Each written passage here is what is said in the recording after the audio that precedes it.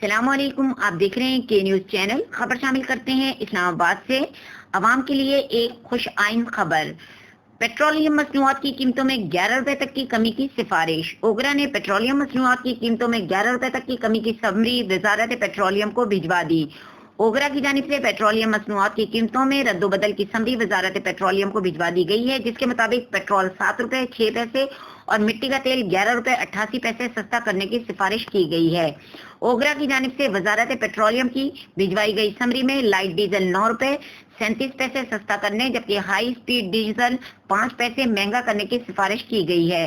قیمتوں میں رد و بدل کا حتمی فیصلہ حکومت کرے گی، جبکہ قیمتوں میں رد و بدل پر عمل درآمد 1 جون سے ہوگا۔